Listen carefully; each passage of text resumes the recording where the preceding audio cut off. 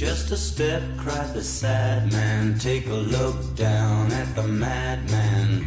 Theater kings on silver wings fly beyond reason.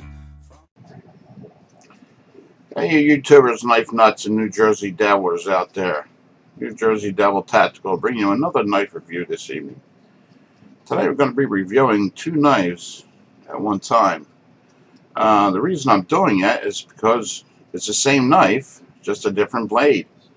So what we have here, we have the Kershaw regular 1600. And right here we have the Kershaw Leek. And this is the composite blade, plain edge. And this is the 1600 CV for composite blade. So I'm going to give you some specifications, and they just about double for both knives. The only difference is going to be the blades. So let me give you the specifications here. Now this is what I'm talking about here. This blade here. The blade is the Scanvich 13C26 in the DPM-D2 steel. And in the middle it has a copper accent. You'll see a copper accent there that separates the two blades. So your 13C26 is on top, and your harder steel, the CPM-D2, is on the bottom, and the copper separates them, which acts like a bonding agent between the two steels, which is the same principles as like the samurai swords were made from. You know, similar to that, not the exact same. So that's the steel on this blade here. Okay, that's the 1600. Now that's a 1660 CB. The overall length on both knives are 7 inches. The blade length on both knives are 3 inches. The closed length on both knives are 4 inches. And the handle thickness is 0.32. And the weight on both knives are 3 ounces. So that's your specifications for both knives. Now the blade steel on the regular the 1600 bead blasted, this would be this one here. This would be this one here. This is the Kershaw Leek spring assisted knife. It's the Leek also. And this has the bead blasted plain blade. And this is the 1600. And the steel on this is the 14C2AN stainless steel. So that's the only difference. They both have the 410 stainless steel frame lock and handle. So no real difference. On this one though, I did put a piece of skateboard tape on the side to keep it from slipping, because they do have the tendency to be a little slippery. So I had the opportunity to use both of these, so I had experience in the field with both of these knives. So now we'll talk about the D2 first. My experience with the D2 steel was it was very easy to sharpen. No problem sharpening it. And no problem when I first got home putting the strap on it to get it scary sharp. So this knife here, I bought this off of a seller on eBay, and this is a blem. That's why it has the 4 X's on there. It's called a blemish. I didn't find one blemish on this knife, so I don't know if it got mixed up or whatever, but it's a great knife. Nice pocket clip, deep carry pocket clip, and not all the way, you can carry it right about to there, so you got a little bit hanging out. This up here is the lock, so when you put it in your pocket, there's a spring there. You have to push down that spring, and you just apply this lock here, and it keeps that from opening. So it's a nice little feature to keep that thing from opening in your pocket, because it does spring out real nicely. And that blade, that tip, is very sharp. You know, so you don't want this coming up in your pocket because it will go into your leg. And on this side of the blade, it says 1660CB, patent USA, made in USA, and on the bottom has CPM D2. So it has the crucible D2 steel on the bottom. The centering is almost dead on. Pretty close. And it does flick out nicely. Ambidextrous thumb studs left and right. Lefties and righties. This is tip up carry and tip down carry. You can use either one for this. Right side only. So, real nice knife. No complaints about this one at all. Alright. Excuse me 1 second, guys.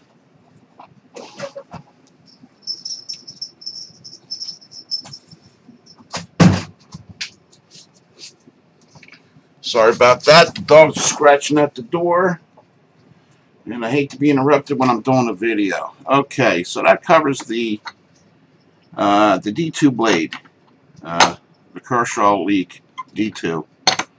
Steel blade. Now, the situation with this is just about the same. The frame lock works very well. Centering is right down the middle on this. Nice flicker. No complaint about the flicking. Flicks right out.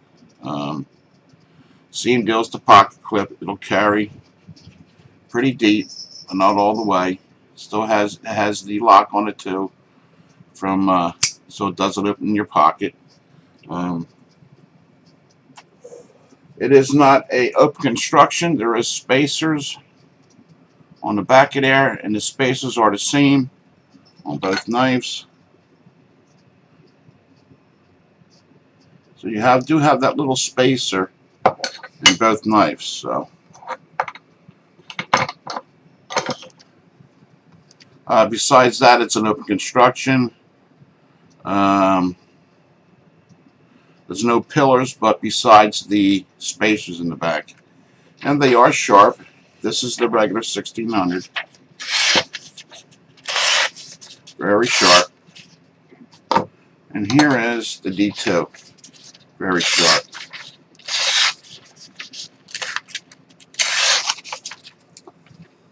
So no complaints about the sharpness. I got them both scary sharp. Both blades are hollow ground.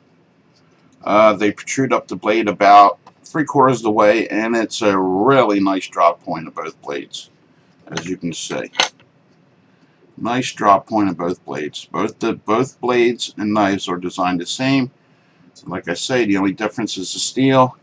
And on this one, it has on the side, it's printed 1600. Ken Onion design. And that's basically it with this one. So, you know, the frame locks lock up about 45 to 50% on both.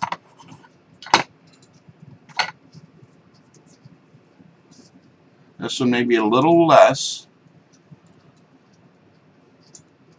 but they work great. Frame locks are working great on here. No complaints. They do flick out nice. Stainless steel pocket clips with Kershaw written on the side. So, very nice. So that's why I wanted to do this video together, because they're both very similar, you know, except for the steels. Both have ambidextrous thumb studs, so you can use it left or right-handed.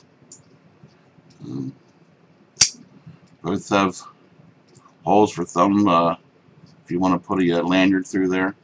Better be a skinny lanyard, but you know, they both come with that option. So, and they're both tip up, tip down, right side only. So, all right, guys. Like I say, either one of these are a great EDC knife. I highly recommend these for any of your EDC carry. They cut things very well. The only thing I have to tell you to be cautious with is the tips. These knives are known for the tips busting off because of how thin they get. So don't be prying anything with the tips. And you should be able to keep these knives in your collection for a long time. So it's a good backup knife. You want to go take a camping with you, you know. You can sit around a campfire, do some fine whittling or something, you know. Especially this D2. Real nice edge on that baby, you know. Out of these two knives, I have to tell you I prefer the D2 more. Just because of the steel on the bottom. Let me give you some prices for these. Okay, on the regular 1600, you're looking at about 39 bucks. For the D2, you're looking at about $59.95. And I'm sure you can find them somewhere a few dollars cheaper here and there. I know for the D2, I got this on eBay, and I got that for half price. I think I got that for $29.95 off of eBay of one of my sellers. So got a great deal on that. Any other knife, the regular 1600, I got a good deal on that one because I bought this one at Dick's, and I had 10% off coupon plus $20 off on any products, so I saved a good amount of money on that one too. So highly recommend these knives, guys. You know, go out and get yourself a couple. You know, you're not spending all that much money, but the good, reliable steels. You know, they'll stay sharp for a while. I mean, they're not S30V, but the D2 will stay sharp for a while, a lot longer than the 14C will. So, can't beat them, man. Go get some. Yeah, and the other one is the steel on that is the, what I say, 14C2AN stainless. So,